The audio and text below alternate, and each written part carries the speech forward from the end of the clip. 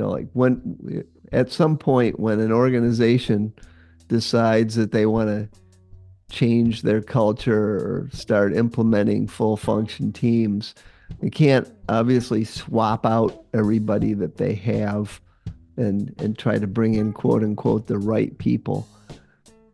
But in Well, my and experience, the wrong people weed themselves out. Like they get increasingly uncomfortable with the culture as you build it. They become increasingly uncomfortable with what's happening around them and they say, you know what, I'm out of here. And then you have an opening to replace that person with the right person. And the right person, it needs to be somebody, especially EQ. Like software development in particular had traditionally not been a team sport, and now it is. Now you need people that can collaborate. And it's not a oh, skill that a lot of technical people necessarily have. well, for those who will need to collaborate anyway, I was just working on my slide for my other presentation that people are predicting we're going to see in the next 2 or 3 years because of AI, the one person unicorn company. I saw that article. Did you send me that article? That I think somebody, so, yeah. yeah, somebody sent me that. And The and yeah, so it's like, hey, and I say that for a positive spin on this point. It's like they'll still be. I think there are going to be more opportunities for people who truly like working alone. But what we're talking about here is building a team. It's right. like, and Menlo is a great stories about, Yes, secondary skills, indeed. and building, techniques that they still use today that we developed 25 years ago now, that I don't think the team has altered much for hiring. Uh, it's it reminds me a little bit of the book we just read on the Navy SEALs. Hmm. The Navy's in the culture Right, I code. know the story. The Where he's like the instructor's finally like, look, everybody who gets here is physically capable of doing what we're asking them to do.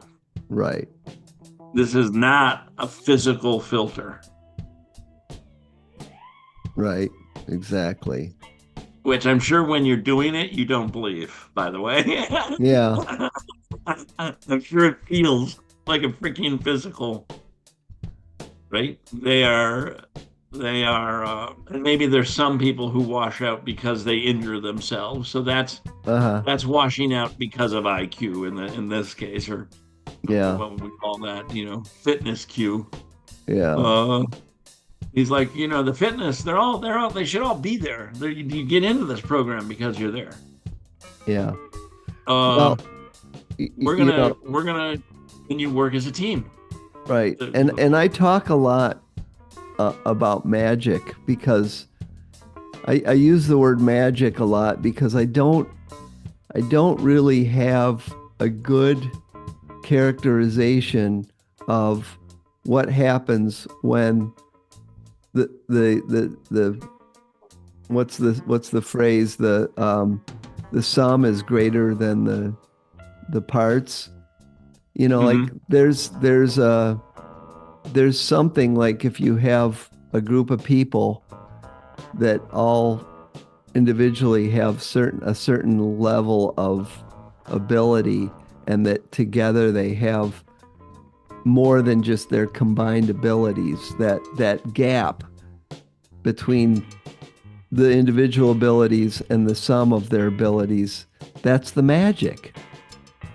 And there isn't really a I name for it. Like I don't know, no, you know, it's like George Carlin said, well, this little thing right here, this little divot under, there's no name for it. It's like there are things in the world that there's no name for. So I use magic because it's not a particularly well understood thing how a group can collectively become more than the sum of their parts. And And so, magic is as good as word as any, but um, that's when you hire for EQ and IQ, that's what you get. You get the magic. Um, I think what we stumbled onto 25 years ago that I've replicated in multiple locations since, and I've seen it work each time under sort of the ceremony piece of this recipe is the interview process actually involves them collaborating. Yes. Yeah, that's an emergent thing that is happening. Menlo did that with where you collaborated with another. The first pass is he collaborated with another interviewee. Yeah. I've done it in other places though. When I did it at Frost Bank, it's like we had three people doing the interviews for very important positions, and it's like you collaborated with one of the interviewers who took a role. They were coached to take a low status role in the engagement and to partner up with. But it's more fun watching two interviewees pair with each other. Yeah. With that one instruction that Menlo had, which is make your partner look good in this interaction. Yeah. Well, those things are great because having the skills to detect whether a person has high EQ and IQ is not universal. I mean, some people are good at that and some aren't. I remember when I was building Integrated Microsystems, the company I started, when I started building the sales team up, I had two people on the team. Well, I had more than two people, but two in particular that stand out for me is, one guy came in and he had sales experience and he had accomplishments that he'd listed, and my radar, my instincts were telling me this guy is maybe not right, maybe trouble, but I mean all of the empirical evidence that he provided said that, yeah, but like he's done it, he knows what to do, I think he's going to be good. I think he'll be okay because he had the skills and he was able to demonstrate that he had the skills. Right. And I around that same time, actually a little before him, I'd hired a young woman who had never been in sales before, but I could tell she was smart. She had the right attitude. I just felt like she was somebody who was going to figure out how to be successful at whatever thing I put her on.